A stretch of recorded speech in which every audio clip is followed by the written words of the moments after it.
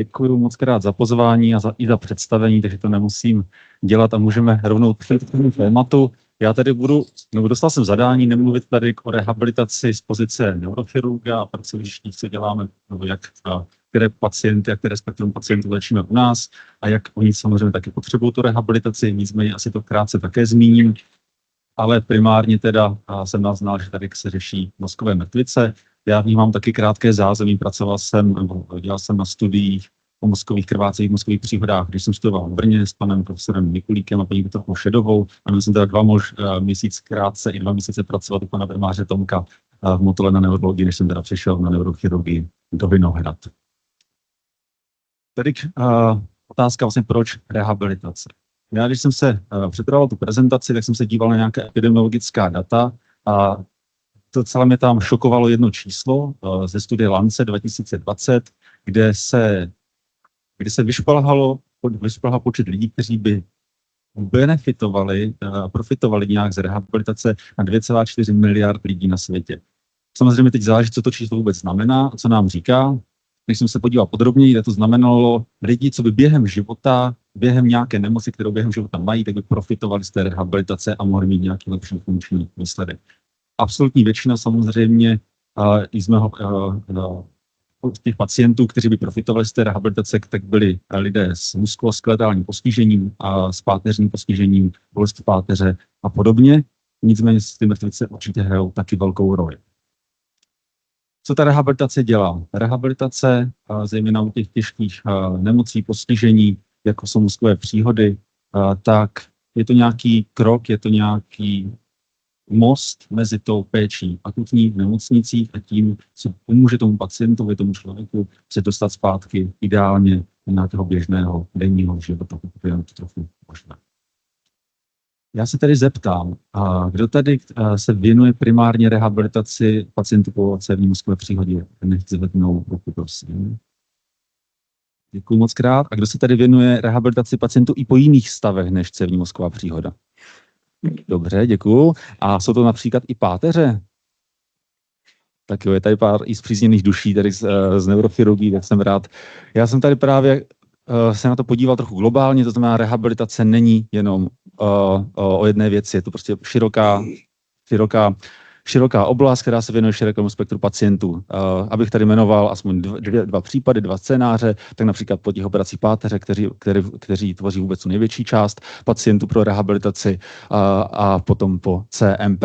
A je na tom krásně vidět, že ty požadavky těch pacientů se liší. A je třeba to brát v úvahu. To znamená, pacienti po operaci páteře nebo po spinálním poranění, což je zase úplně separátní trochu oblast, tak vyžadují zcela jiný přístup často. Jiné požadavky, jinou infrastrukturu, jiné fyzioterapeuty, jiné odborníky, jiné sociální zázemí, jiné koordinátory, než například pacienti po cévních mozkových příhodách, kde ta péče je například daleko komplexnější, protože tam to nejde jenom o pohyb, o nějakou konkrétní funkci, ale jde o celkovou kognici, o možnost mluvit, jde o poznávání věcí, jde o základní životní funkce často, jako je polikání, samoobsluha a podobně.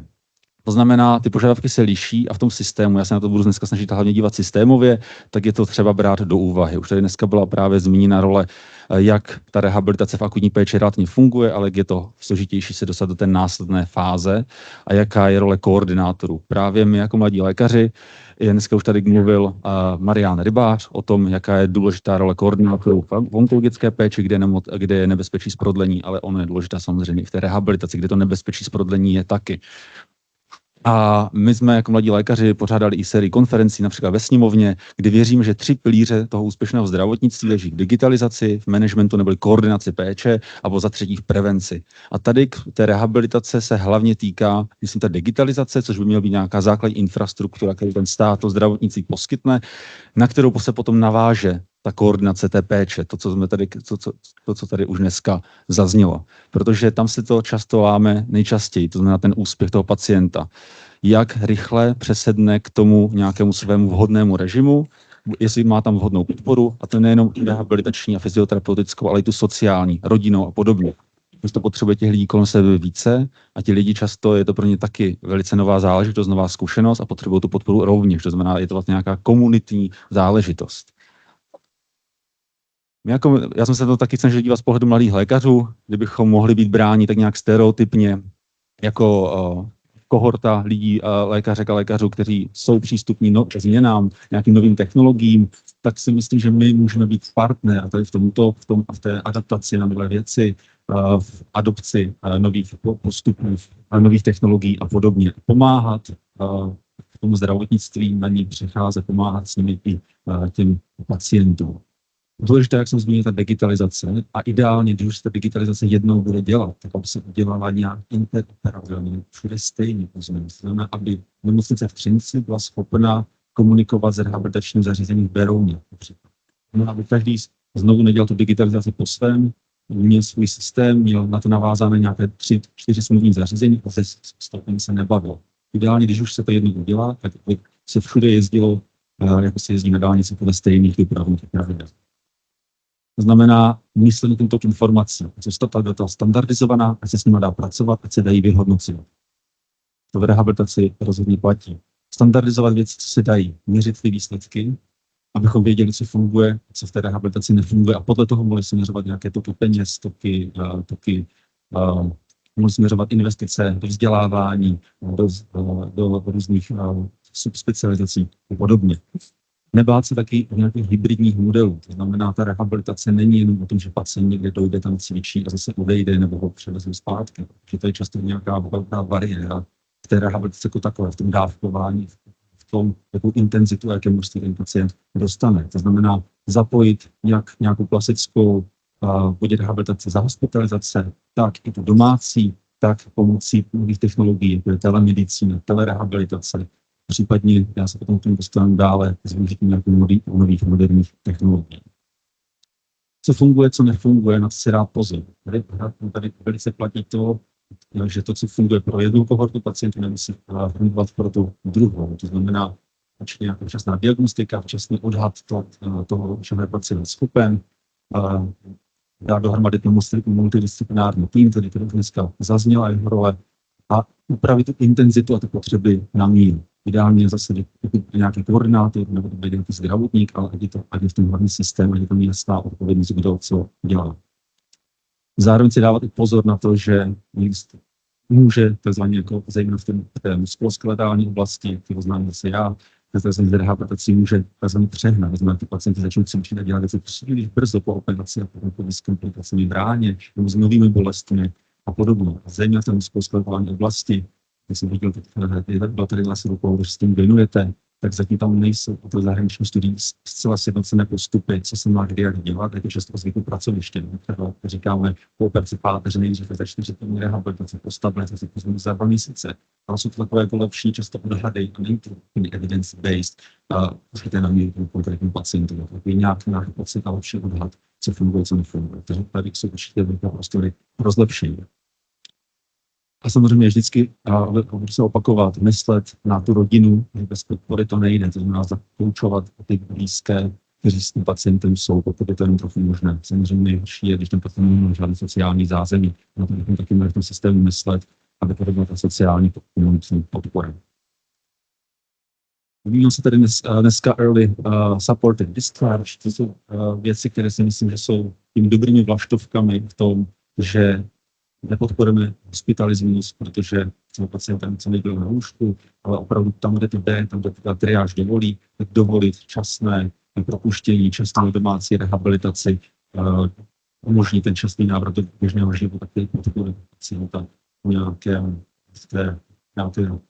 samostatnosti, které to více prostředí nemůže podporovat ty některé věci více než to nemocniční prostředí.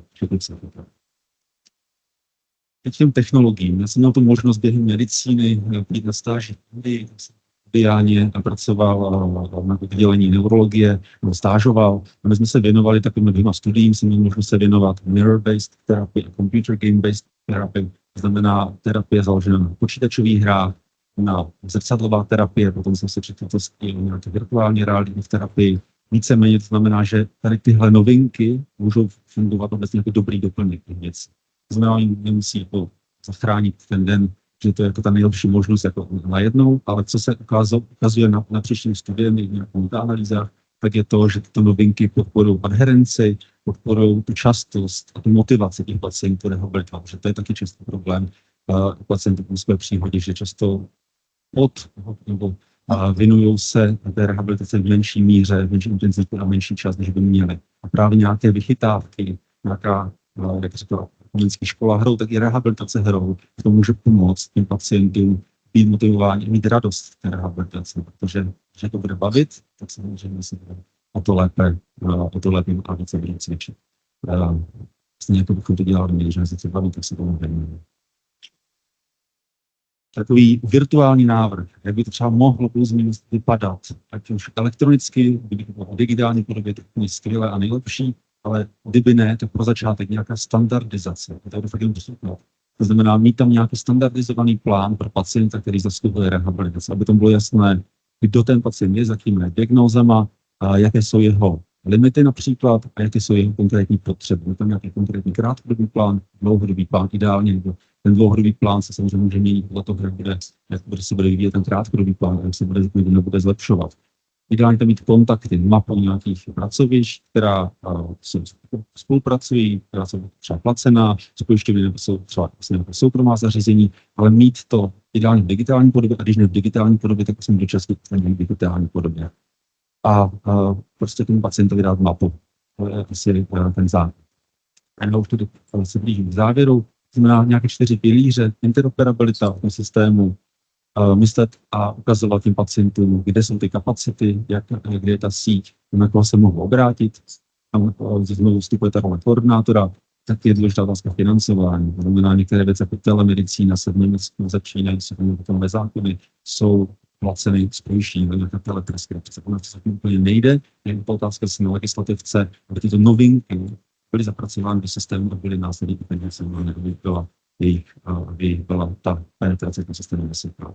A měření výsledků, to se tady změnilo, velice důležité. To znamená, jaký může vypadat nějaký návrh, může to být nějaká aplikace, online rozcestník, ideálně zase bylo pro celé Česko, aspoň fungovalo to, kdyby si pacient našel mapu navázaných služeb spolupracující, viděl by si nějaký dotazník, checklist, co může, co nemůže, toho by ho potom navedl dál, nějaký prostě s ním společné, nebo nějaké materiály, které potřebuje, kde může koupit pomůcky podobně, a potom nějaká forma sledování. To znamená nejenom, že pacient dojde někam na kontrolu, ale ideálně hybridní. To znamená, tady taky dneska, že taky ten hovor, že zkontrolujeme pacienta, jak si mu daří, co zvládá, nezvládá, může pomoct tou adherencí v té terapii. To znamená, nějaké 3 kroky, standardizovat ty předání a ta řešení, tu návaznou péči, zkusit hybridní modely, to znamená formu offline, online, a budovat sítě a partnerství a spolupracujících zařízení subjektů. Děkuji moc krát za pozornost.